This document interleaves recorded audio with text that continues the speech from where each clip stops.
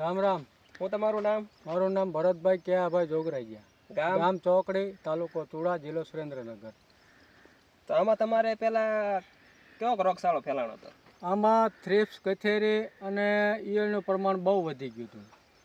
પછી આપણે તમે જે આ બે દવા આપી, આ થ્રિપ્સની અને આ ઈયળની, આ દવાનું બહુ રિઝલ્ટ સારું મળ્યું. અને આપણે 2 ડોઝ કર્યા ને, 2 ડોઝમાં આપણે મરચીનું તમે ફાવરિંગ જોઈ લો. એવું ફાવરિંગ છે કે એટલામાં પડખે કોઈની મરચીમાં નહીં હોય. જો ખેડૂત મિત્રો, મરચા કઈ ડંખમાં કઈ મેરેલું નથી, બધું કમ્પ્લીટ છે. 1 નંબરની મરચી છે.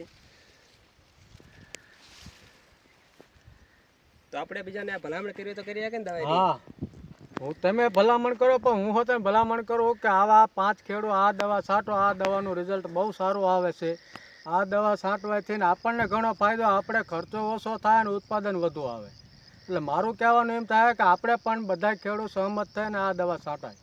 બીજી નોખા પ્રોડક્ટને આપણે દવા લેવી તો આપણી મરચીને રિજેક્શન આવી જાય. રિજેક્શન આવે એટલે એમાંથી વાયરસ બેસે. વાયરસ બેસે એટલે આપણે એમાંથી હાથ ધોવા પડે. એટલે હું તો કહું છું કે આપણે આ 2 ખેડૂત બીજા તમે આ દવા છાંટો. આ દવાનો બહુ સારો ઉપયોગ છે અને સારી આ દવાનું રિઝલ્ટ બહુ સારું હોય. આની પહેલાં અમે તમારી પાસે જે દવા લીધી એનું રિઝલ્ટ પણ સારું હતું, અને પણ એ કરતાં આનું રિઝલ્ટ વધારે મને ગમ્યું. બીજા નંબરમાં MR product company organic 100% organic છે. એટલે આપણે દવા છાંટીને મરચા માર્કેટમાં લઈ જઈએ, બીજા કોઈ માણસો ખાય તો તકલીફ નહીં. 100% ઓર્ગોનિક તો ખાય કે એમ કેમિકલ દવા છાંટી અને આપણે શાકભાજી બીજાને ખવારવું એના કરતાં શાકભાજી માટે તો આ સારામાં સારું ને.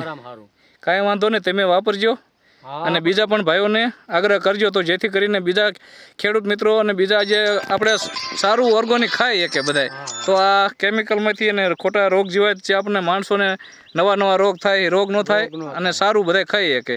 ટૂંકમાં આ તમે દવા છાંટીને આ તરત ખાવી તો આમાં કાંઈ થાય નહીં ને.